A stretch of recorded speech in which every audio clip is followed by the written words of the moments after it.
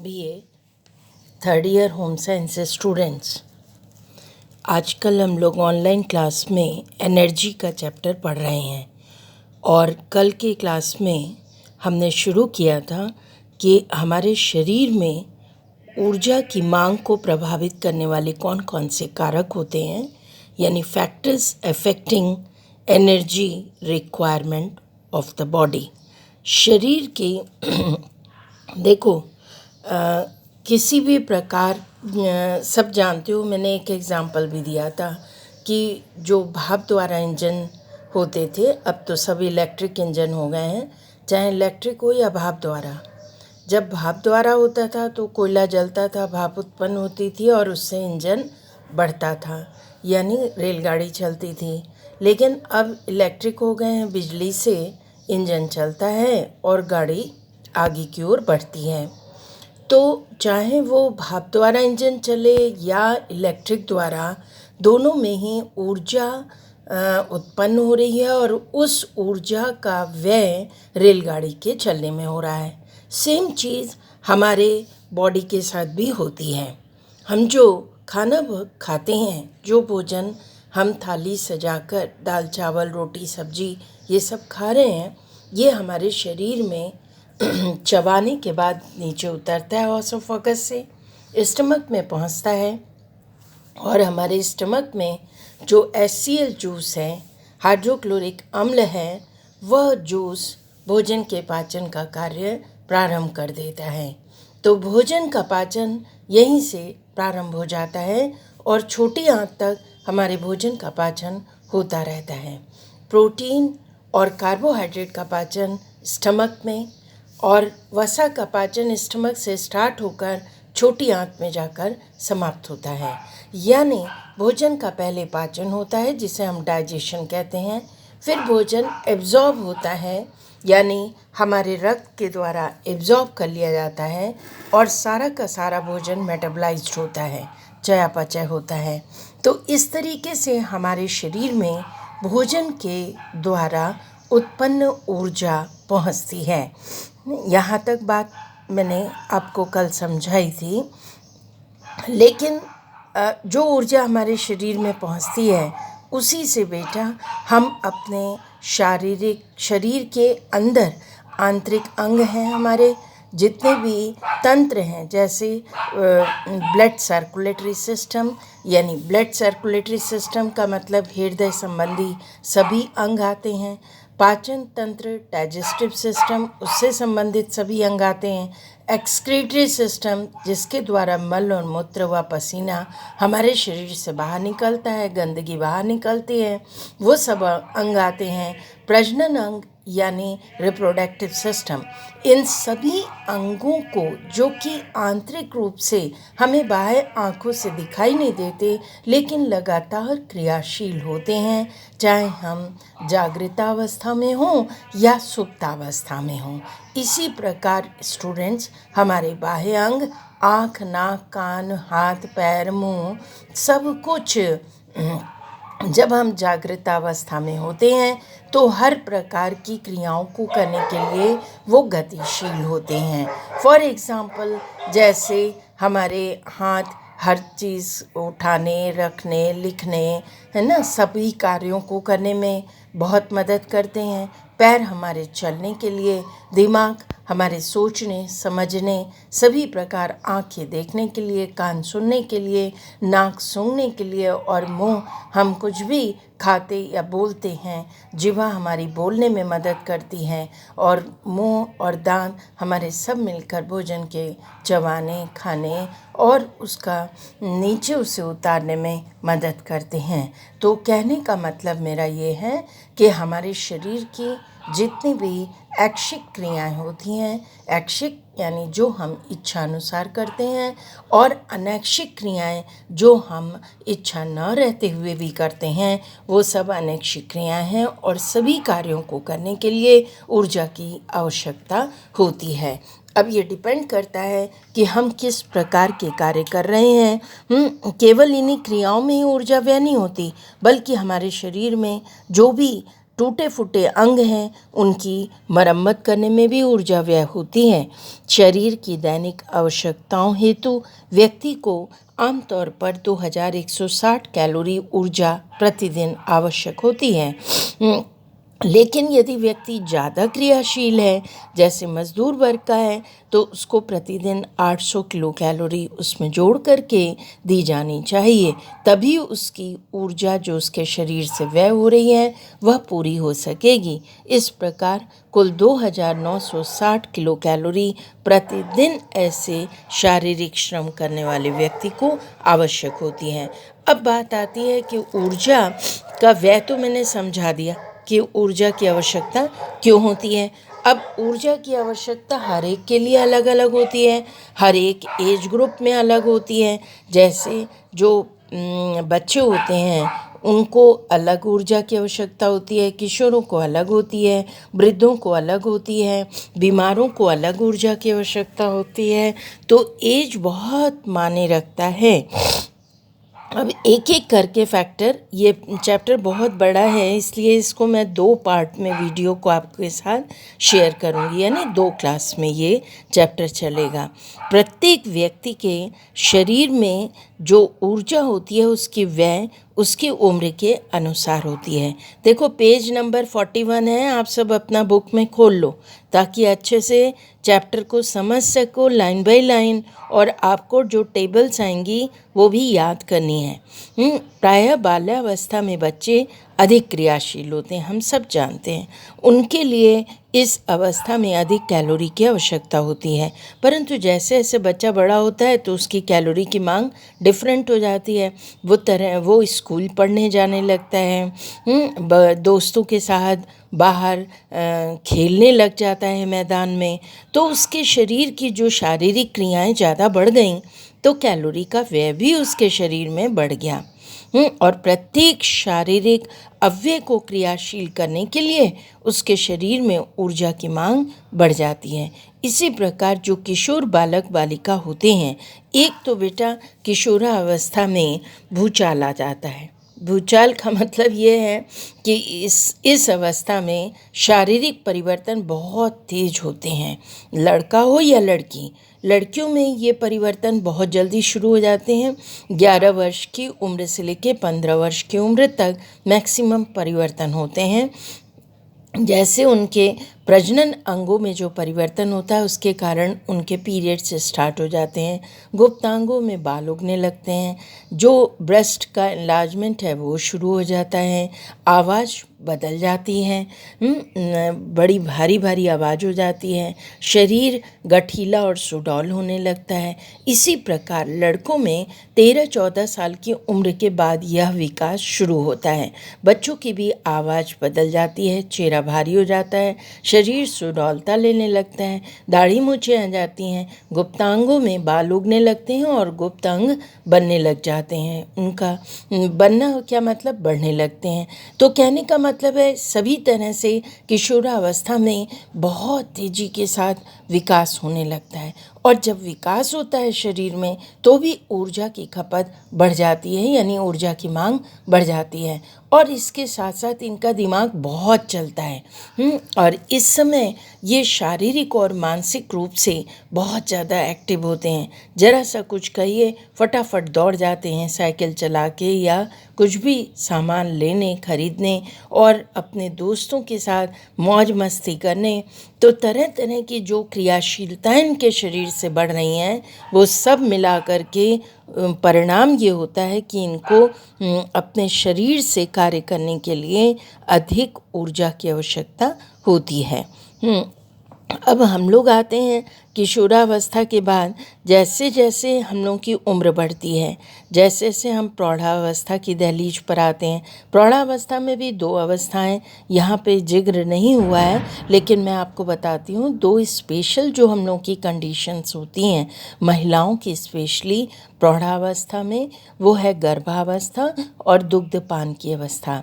तो आपने सबने ये चैप्टर पढ़ा है, दोनों चैप्टर, कि देखा हम लोगों ने कि ये लगातार इसमें वृद्धि एवं विकास हो रहा है। एक नन्ही सी कोशिका 9 महीने 9 दिन में एक गर्भस्थ शिशु बन करके बाहर शरीर से माँ के आता है, यानी पूरे 9 महीने 9 दिन तक उसका शरीर क्रियाशील रहा और वृद्धि एवं विकास करता रहा। इसी तरह जब बच्चा पैदा हो गया तो माँ के ब्रेस्ट से मिल्क आने लगा, और माँ के ब्रेस्ट से मिल्क का उत्पादन होने के लिए ऊर्जा की आवश्यकता पड़ रही है, और जब माँ जितनी बार फीड कराती है उतनी बार ब्रेस्ट में फिर मिल्क आ जाता है। तो ये तभी संभव होगा जब माँ की ऊर्जा की आवश्यकता पूरी हो या माँ को भरपूर मात्रा में ऊर्जा प्राप्त हो सके। अब आगे जब हम बढ़ते हैं, देखो जब उम्र बढ़ जाती है, वृद्धावस्था की तरफ व्यक्ति बढ़ने लगता है, तो उसमें एक तो वृद्धि एवं विकास की जो गति है बड़ी धीमी हो जाती है। वृद्धि एवं विकास नहीं होता, सभी अंग क्रियाशील रहें, बस इतना ही प्रयास शरीर का होता है। तो व्यक्ति की रिटायर भी हो गया है, क्रियाशीलता कम हो गई है, ज़्यादातर समय वो घर में रह रहा है, बेड पे रह रहा है, मूवमेंट बहुत कम कर रहा है, तो उसके शरीर से ऊर्जा की खपत कम हो गई। तो ऐसे व्यक्तियों को बहुत इस दशा में कम ऊर्जा की आवश्यकता होती है। और रोग की व्यवस्था, जब व्यक्ति बीमार होता है, अगर बुखार, टाइफाइड हुआ है, मलेरिया हुआ है, तो शरीर से ऊर्जा व्यय ज़्यादा हो गया है और वो कोई कार्य कर नहीं पा रहा है, जिसके कारण उसे ऊर्जा की आवश्यकता हो, चाहे वो किसी भी एज ग्रुप का हो, ऊर्जा की आवश्यकता। तो एज फैक्टर समझ में आ गया कि जब व्यक्ति में जब जिस एज में वृद्धि एवं विकास ज़्यादा होते हैं, और जैसे बाल्यावस्था, किशोरावस्था जिसमें बच्चे बहुत क्रियाशील होते हैं, उनको अधिक ऊर्जा की आवश्यकता होती है। प्रौढ़ावस्था में प्रौढ़ व्यक्ति जो कि अन्य प्रकार के कार्य करते हैं बाहर निकल कर हैं, और गर्भवती महिला, दुग्धपान की अवस्था, ये सब मैंने बता दिया। अब स्पेशली आ जाती है वृद्धावस्था, तो वृद्ध व्यक्ति शिथिल हो जाते हैं, उनकी कार्य क्षमता कम हो जाती है, जिसके कारण उन्हें कम ऊर्जा की आवश्यकता होती है। अब स्टूडेंट्स देखो, इसी पेज पर, पेज नंबर 41 पर एक टेबल भी दिखाई दे रही है। आयु के अनुसार ऊर्जा की क्या मात्रा की आवश्यकता होती है। तो आप इस टेबल को कोशिश करना याद हो जाए, क्योंकि एग्ज़ाम में ये क्वेश्चन लॉन्ग क्वेश्चन में आता है, तो अच्छे से तैयार कर लेना। जैसे पुरुष हैं तो यहाँ पे देखो टेबल कई पार्ट में है। एक तो वर्ग दिया है यानी ग्रुप दिया है, आयु एज दी है वर्ष में, शारीरिक भार किलोग्राम में, और लंबाई जो है वो सेंटीमीटर में, और ऊर्जा कैलोरी में, किलो कैलोरी में ऊर्जा का मापन करते हैं। पुरुष 25, 45, 65 ये सब एज है। 25 एज, 45 एज एंड 65 एज। शरीर का भार 70, 70, 70। लंबाई है 175, 175, 175। ये सब स्टैंडर्ड है। और ऊर्जा कैलोरी 3200, 3000 एंड 2550 किलो कैलोरीज। यानी जैसे जैसे एज, देखो जब एज कम थी तो उन्हें ज़्यादा ऊर्जा की आवश्यकता हो रही थी, यानी 3200। 45 एज में आए 3000 किलो कैलोरीज, और 65 में आए तो 2500 किलो कैलोरीज, 550 किलो कैलोरीज की आवश्यकता हो रही है। अगर आवश्यकता से अधिक वो ऊर्जा लेंगे तो शरीर में अधिक ऊर्जा का जमा होने लगेगा, और फिर मोटापे जैसी स्थिति खड़ी हो जाएगी। स्त्री 25, 45, 65 सेम एज ग्रुप है, इनका वेट 58, 58, 58 होना चाहिए, और हाइट 163, 163 एंड 163। कैलोरीज देखो 2300 जब उनकी एज कम है, 2200 एंड 1800, मतलब 65 एज की हो जाए तो 1800 किलो कैलोरी से ज़्यादा कंज्यूम ना करें। युवक 16 से 19 वर्ष, और युवक में 13 से 15 वर्ष। 16 से 19 और 13 से 15। जब वो 16 से 19 हैं तो यहाँ पे देखो बढ़ रहा है, क्योंकि जो युवक होते हैं, जो प्रौढ़, जो किशोर होते हैं, युवा किशोर, इसी उम्र में उनके शरीर को बहुत ज़्यादा ऊर्जा की, उनका शरीर भार भी ज़्यादा होता है। 63 और यहाँ 49, 175, 163 यानी 3600 किलो कैलोरीज ऊर्जा की आवश्यकता होती है, जबकि 1300 किलो कैलोरीज की आवश्यकता 13 से 15 वर्ष के युवाओं को होती है। अब हम लोग नेक्स्ट आगे देखते हैं इस टेबल में। देखो ये पेज नंबर 42 पे मैं आ गई हूँ। तो युवतियाँ जो होती हैं इसी तरह 16 से 19 वर्ष और 13 से 15 वर्ष, और इन दोनों को देख लो, इनका बॉडी वेट 54 एंड 49, हाइट है 162 एंड 160, 2400 एंड 2600। इसके बाद बालकों पे आते हैं तो 10 से लेकर के 3 वर्ष के बालक हैं। कैसे कैटेगराइज किए? 10 से 12, 7 से 9, 4 से 6, 1 से 3। 10 से 12 36 इनका बॉडी वेट होना चाहिए, 7 से 9 का 27, 4 से 6 का 18 और 1 से 3 का 12 किलोग्राम। हाइट जो है वो 10 से 12 की 144 centimetre, 129 centimetre, 109 centimetre and 87 centimetre. अब इनको कैलोरीज उसी हिसाब से, ये जो 10 से 12 के बच्चे बहुत एक्टिव होते हैं और अब उन्हें लगता है वो बड़े होने लगे हैं, तो उनकी क्रियाशीलता बहुत बढ़ जाती है। 2500 किलो कैलोरीज ऊर्जा की आवश्यकता होती है, वह हो रहा है उनके शरीर में, उसके हिसाब से 2500 kilo calories, 2100, 1700 and 1300 kilo calories की आवश्यकता होती है। अब आगे जो पार्ट हैं वो मैं बताने जा रही हूँ, व्यवसाय यानी ऑक्यूपेशन। देखो आज की क्लास में केवल ऑक्यूपेशन, मेरे ख्याल से ये चैप्टर 2 नहीं 3 क्लास में जाएगा, क्योंकि चैप्टर बहुत बड़ा है और धीरे धीरे समझो, और इसमें लॉन्ग क्वेश्चन आते हैं और बहुत सारे ऑब्जेक्टिव क्वेश्चंस भी बन सकते हैं। मैंने आपको व्यवसाय के अनुसार 3 चीज़ें बताई, सेडेंटरी वर्कर, मॉडरेट वर्कर और हैवी वर्कर। जब आरडीए पढ़ा रही थी तो मैंने आपको एग्जाम्पल दिए थे कि सेडेंटरी वर्कर क्या होते हैं, मॉडरेट वर्कर कैटेगरी में कौन आते हैं और हैवी वर्कर कौन होते हैं। तो व्यक्ति के व्यवसाय के अनुसार कैलोरी की मात्रा प्रभावित होती है, मतलब व्यवसाय विशेष रूप से कैलोरी की मात्रा को प्रभावित करता है। प्रत्येक व्यवसाय में भिन्न भिन्न मात्रा में कैलोरी व्यय होती है। शारीरिक श्रम करने वाले व्यक्ति को अधिक ऊर्जा की आवश्यकता होती है। जो मजदूर होते हैं वो प्रति घंटे में बेटा 320 किलो कैलोरी ऊर्जा अपने शरीर से व्यय करते हैं। तो इसका तो सीधा सीधा मतलब है कि अगर वो कोई मजदूर है और 8 घंटे सुबह से लेकर शाम, सुबह 9 बजे से शाम 5 बजे तक लगातार कार्य करता रहता है, तो उसके शरीर से ऊर्जा की खपत बहुत ज़्यादा हो रही है। ऐसी कंडीशन में उससे प्रतिदिन 3600 किलो कैलोरीज की आवश्यकता होती है। अब कुछ व्यवसाय तो ऐसे होते हैं बेटा जिसमें शारीरिक श्रम की अपेक्षा मानसिक श्रम ज़्यादा करना होता है। शारीरिक श्रम का मतलब हाथ पैर कम चलाने, दिमाग ज़्यादा चलाना है, चेयर पे बैठ के काम करना है। जैसे हम सब अध्यापक गण हैं, वकील हैं, डॉक्टर हैं, लेखक हैं, जो चेयर पे ज़्यादा बैठे रहते हैं। ऐसे व्यवसाय में व्यक्ति के शरीर से ऊर्जा की खपत कम हो रही है, मजदूर की तुलना में कम हो रही है। और मानसिक श्रम करने वाले व्यक्ति को दिन भर की जो कैलोरी की कुल आवश्यकता होती है वो केवल 2000 से 2900 किलो कैलोरी, ये डिपेंड करता है कि वो किस प्रकार के कार्य कर रहा है। जबकि शारीरिक श्रम करने वाले व्यक्ति की कैलोरी की आवश्यकता 3600 किलो कैलोरी होती है। तो आपने अंतर समझ लिया होगा व्यवसाय के अनुसार।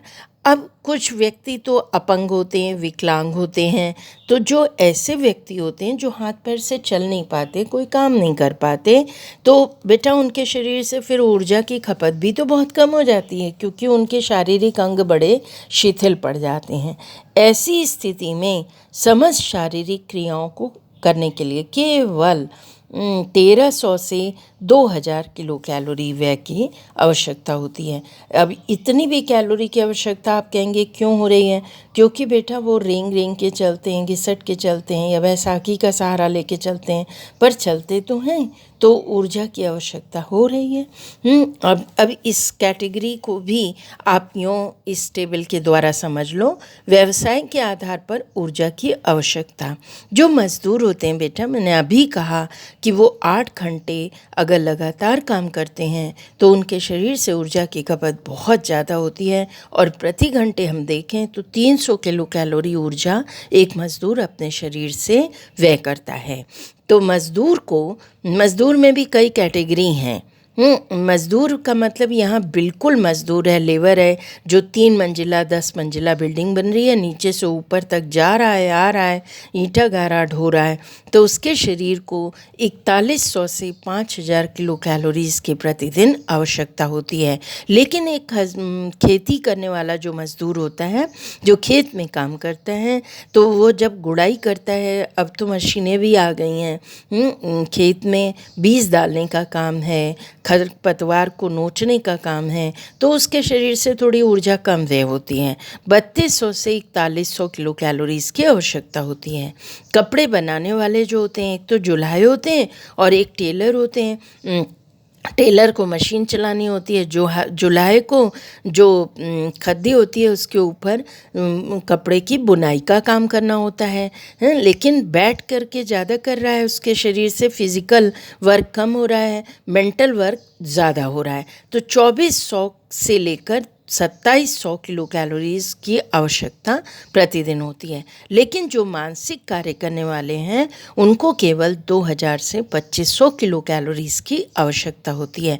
तो आज जो स्टूडेंट्स मैंने क्लास में बताया वो था कि कैलोरीज़ को हमारे शरीर में कैलोरीज़ की आवश्यकता को कौन कौन से कारक प्रभावित करते हैं। उसमें मैंने 2 कारक बहुत अच्छी तरह आपको बताए। एक तो एज बहुत बड़ा फैक्टर है, दूसरी चीज़ मैंने आपको ऑक्यूपेशन के बारे में बताया कि डिफरेंट टाइप के occupation, sedentary worker, moderate worker और हैवी वर्कर्स जो होते हैं उसके अनुसार शरीर की क्रियाशीलता होती है, और शरीर को ऊर्जा जिस हिसाब से शरीर व्यय करता है उसी समय उसी अनुसार ऊर्जा की मांग भी होती है। तो ये 2 चीज़ों को आज अच्छी तरह से डाइजेस्ट कर लो, अच्छी तरह समझ लो और याद कर लो। यदि किसी भी स्टूडेंट की कोई क्वेरी हो तो आप प्लीज़ क्वेश्चन पूछ सकते हैं, और निश्चित रूप से आप क्लास को अटेंड करें। ऑनलाइन क्लासेस बहुत कम स्टूडेंट अटेंड कर रहे हैं। बेटा घर के बाहर बिल्कुल अनावश्यक मत घूमो। मैं बार बार वीडियो में कह रही हूँ, कोविड-19 का जो फेज़ आया है ये बहुत भयावह है और कई लोग इससे प्रभावित होकर ख़त्म हो जा रहे हैं। तो प्लीज़ स्टूडेंट्स, आप खुद को भी सेव करो और घर के हर व्यक्ति को आप मदद करो। मैंने अभी एक और वीडियो आपके साथ शेयर किया है, एक मैसेज शेयर किया है कि एक रुमाल में 1 चम्मच अजवाइन और एक ढेली जो है वो कपूर की बांध के पुड़िया बना लो और दिन में 10-12 बार उसे सूंघो। घर के हर मेंबर से ये कार्य कराओ ताकि शरीर में जो ऑक्सीजन का लेवल है वो कम ना होने पाए। हम ब्रीथ प्रॉपर करें। अगर और हल्दी और सेंधा नमक का पानी डालकर गरारे अवश्य करें और इसी से स्टीम लें अगर गले में खराश जरा भी लग रही है, ताकि आपका ये इन्फेक्शन लंग्स तक ना पहुंचने पाए। आप सब सुरक्षित रहें। Thank you.